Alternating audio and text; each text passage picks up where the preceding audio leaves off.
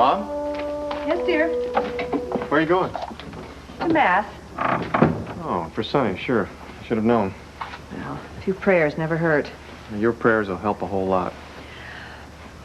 I wish I could be there with you. You're always here with me. Well, everything will be just fine.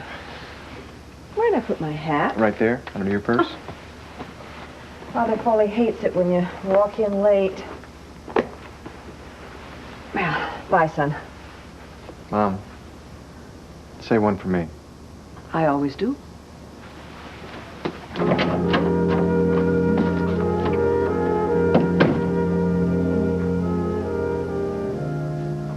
Pretty, isn't it?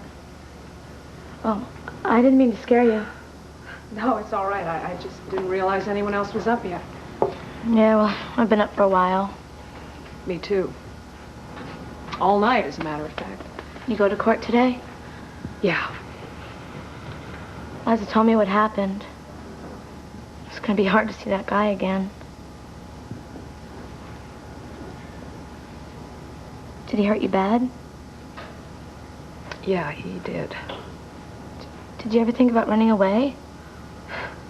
I was thinking about it when you came in. Will you? No. I'm going to court. It's gonna be hard. You know, when things got hard for me, this helped. Maybe it'll help you. TR, I No, can't no, take that. you can borrow it. I always thought it brought me luck. Maybe it'll bring you some. My mom gave it to me. I don't know what to say. Thank you. I promise I'll take very good care of it. Yeah. Well, I better go get dressed. TR, thank you.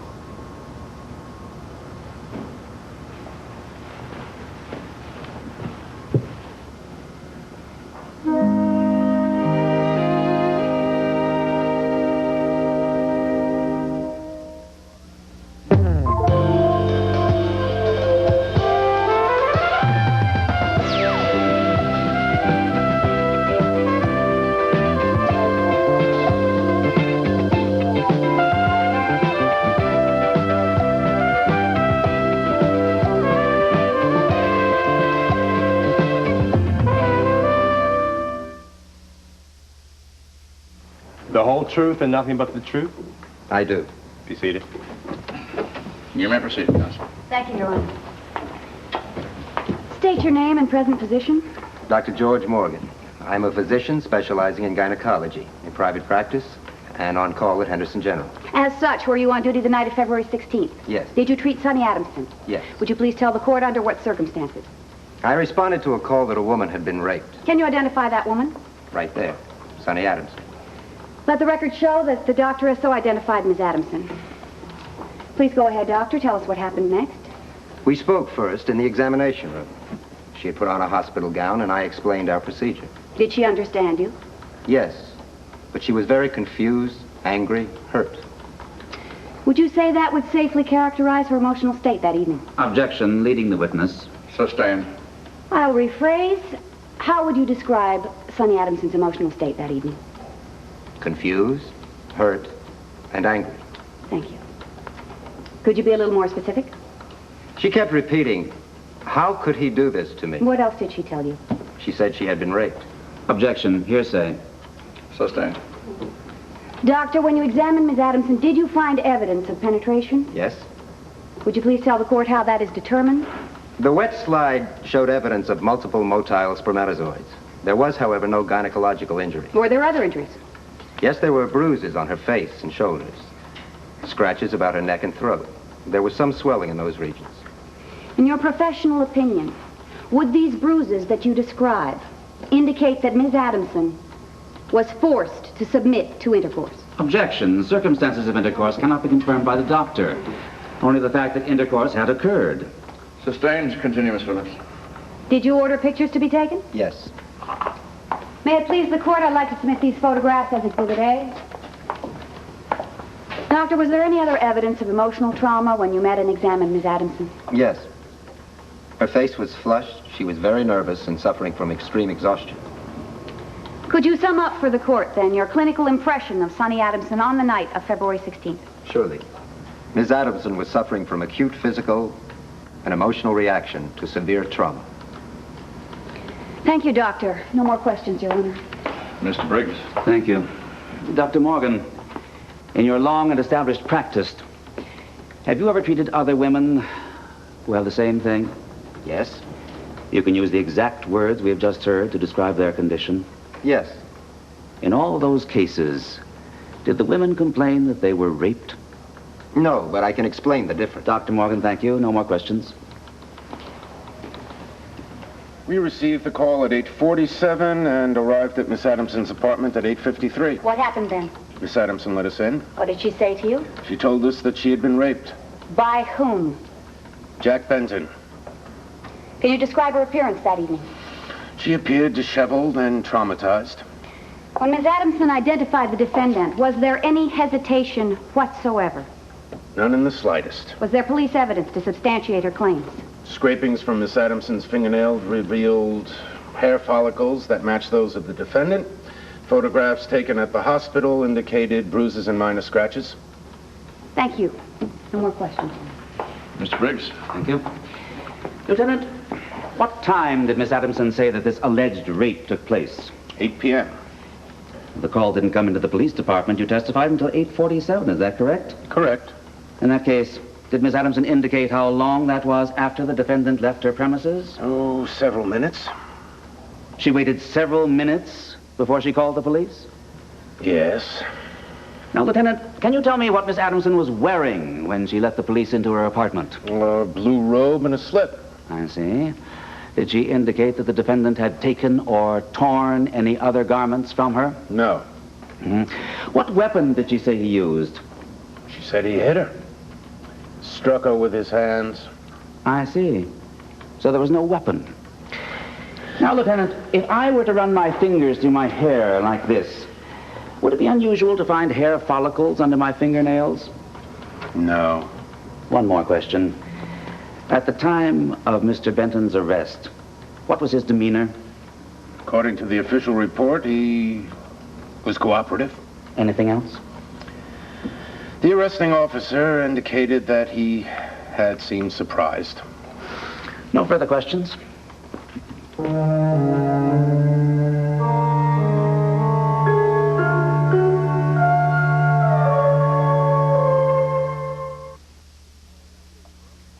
I don't like you hanging out here. Where else can I see you? Man, you really look weird in those clothes. You should know? have called me. Oh, and have your wife hang up on me? Sure, we've got to talk. We've got to stay in touch. And we've got to get you out of those things. Yeah, you got any bright ideas? No, but I'm sure you'll come up with one. You always do. You'll be at the top of the heap in no time. I know you. Heaving around 2x4s is not your bed. No, nor is short lunch hours. I got to go, too. One thing, if I do get any bright ideas, how much capital do you have left, if any at all? Some. Well, fine. How much? I'm a working man. I got to know what I'm talking about here. Well, I'm not sure if I have enough that I need. Ah, Kristen, wonderful. How nice to see you. I was hoping I would never have to.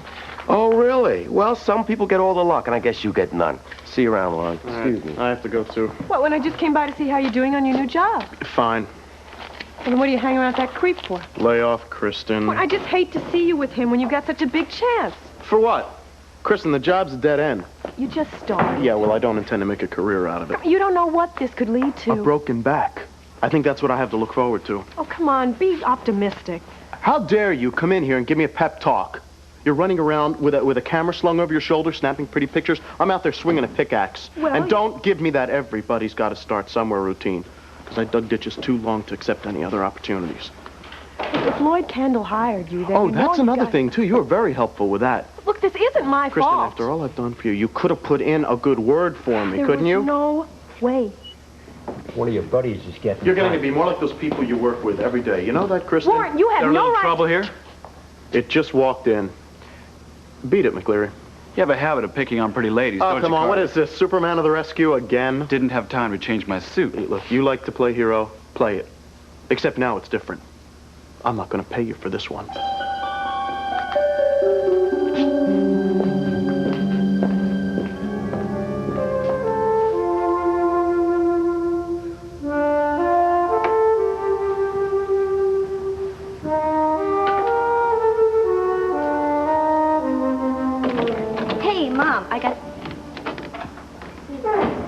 she'll be back in a minute. Are you okay? I am fine. Good. I'm glad. We haven't talked. There's nothing to talk about. Susie, I thought maybe we could try to be. Look, Wendy, as far as I'm concerned, I doubt there will ever be anything for us to talk about, and that suits me just fine. I just wanted to ask you if there was anything that you wanted in the apartment. Nothing. Okay, I just wanted to ask before I got rid of anything. Now you've asked. Susie, Susie? Wendy? Don't bother. She won't even talk to me. Well, honey, that's going to take some time. Something wrong? No, everything's great, thanks to you. I brought by those papers from the bank to reopen my account. Let me have them. I need a pencil. I really appreciate this. Well, honey, I want to share whatever I have with you. I just wish it went the other way. Oh, it does. Believe me. Tell you the truth, Warren makes so little on this job. We're gonna need this money just to eat. Well, you'd have to eat. There you go. Honey, is there something you'd like to tell me? Oh, yeah. Thank you. You're welcome. Anything else? Well, there is one more thing. I'm glad we're talking again. It makes life a lot easier. And I knew you'd come around to accept Warren. Oh. But listen, I better run before the banks close, okay? I love you. Wendy, honey, I want you to promise me something. Anything. Don't be afraid to tell me anything that's going on in your life. And please don't hold anything back from me like you did. Promise. Bye.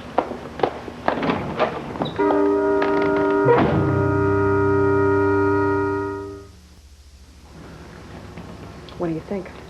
So far, so good. Oh, Sonny, you're doing beautifully. Nothing's fallen apart yet. I'm pleased about that. It won't either. I just wish we had more on the guy. Well, I can't imagine any jury finding him innocent. I can't even look at him. Then don't. Just being in the same room with Sonny, him you're is enough to doing make... fine. All right.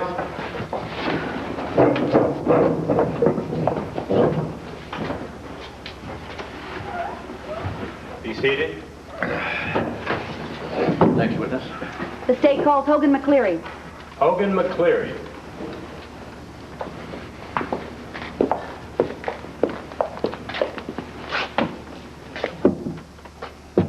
Do you swear to tell the truth, the whole truth, and nothing but the truth? I do. No further questions? Your witness, Mr. Briggs. Thank you, Your Honor. Mr. McCleary, we're all familiar with the byline you share in the Herald with Miss Adamson. You write very well together. How long have you and Miss Adamson been working as a team? 5 months. You share credit. Does that mean you share other things as well? Research, investigative work? Yes. In line of duty, do you spend a lot of time together? Whatever the story demands. Well, your work isn't exactly what one might call 9 to 5, is it? You might be together day and night, so to speak. Yes. Mm-hmm. Mr. McCleary, have you and Miss Adamson also developed a personal relationship? We're friends. Close friends? Friends. Have you dated? Once. Mr. McCleary, were you aware that Miss Adamson was receiving flowers and gifts? Yes. She told you? Yes, she did. Did you find that unusual? Yes. Why? Didn't you ever send a woman flowers? Give her gifts? Not Miss Adamson. Good friends? Co-workers? You never gave her a gift? Once on Valentine's Day. A chocolate bar. Objection. This is immaterial and irrelevant. Sustained. Mr. Briggs, the court fails to see your point. I'm attempting to show that the opinion of this witness is prejudiced. Continue. Mr. McCleary, you told the court that Miss Adamson informed you of the flowers and gifts. What was her response to them? She was frightened. What was her response when she learned that it was Mr. Benton who was sending them?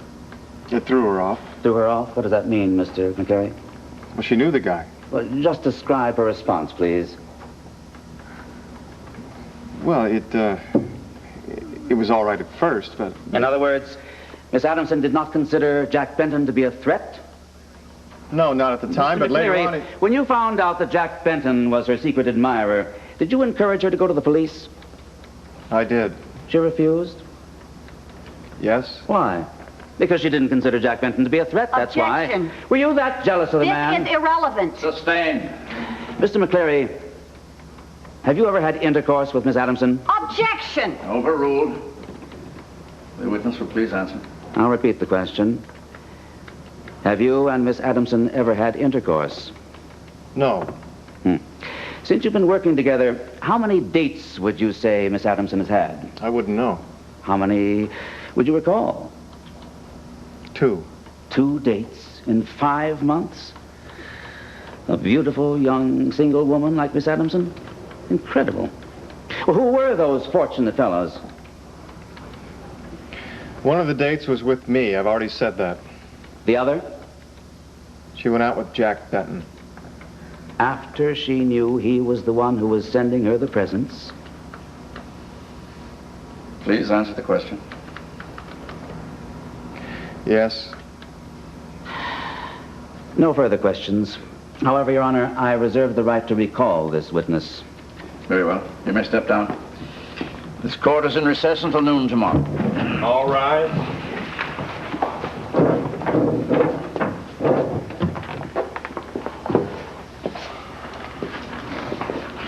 I'm sorry, Sonny. I blew it. No, you didn't, Toby. You did fine. Everything I said was turned around and made look bad. Sonny, I have to go talk to the clerk. Will you be all right? Yeah, I'm fine. I'm going to make a call, check on the children. I'll grab your coat and meet you out front. Fine. All right.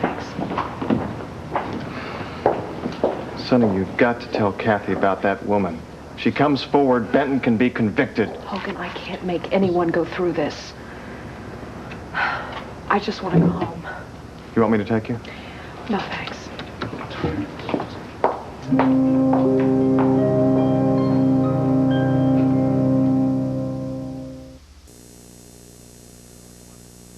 Are you sure all you want is a soda? Yeah, sure, thank you. Look, I'm sorry that Carter was picking on you like that. He's my brother. I thought your last name was Emerson. It's my married name. I'm Kristen Carter Emerson. Warren's my brother. I had no idea. That's right, he's ready to disown me anyway. How do you know? Did you work together? We worked at the site. I mean, I thought before that maybe you did something for him at the club. I made a few deliveries, yeah. Look, I wouldn't have butted in like that if I'd known it was a family argument. That's all right. I wasn't getting anywhere anyway. Besides, it was kind of fun. Fun? Have my own knight in shining armor, even if you're only protecting me from my brother. Now, don't be embarrassed. Well, I'm not if you're not. Good. Okay, now that we've decided I'm okay, how's by you? Well, day by day. Last night when I saw you, you seemed a little bit down. Hills and valleys, that's life. Well, things are settled now? Things are settled, yes. Very settled. And as a good book says, it's all for the best.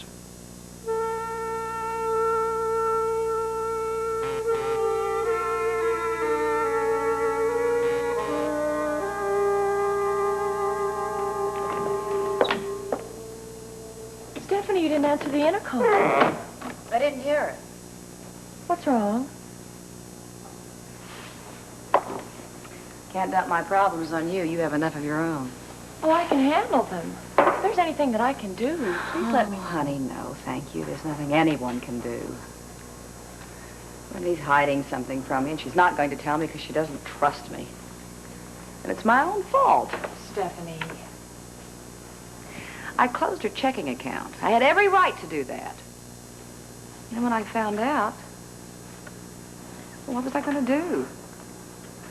But you would have thought that after I gave her the money, she would have told me she was pregnant. Oh, honey, I'm so sorry. I shouldn't have said that in front of you. Are you sure? Well, she didn't tell me herself, but I found out. How? Oh, she came over here yesterday. We had a terrible fight. I walked out on her, and then when I came back, she was gone, and this message was here. Abortion clinic, family services. I hate talking about this to you, but I can't let her go through this alone. Stephanie, don't worry. Why can't I? She's my daughter. Look, just stop, okay? Wendy didn't leave that number. What? I did.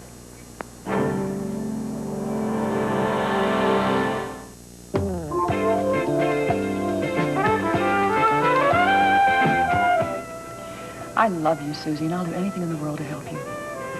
Stephanie, I don't know what to tell you. I can't ask you to do anything. I don't even know what I'm going to do.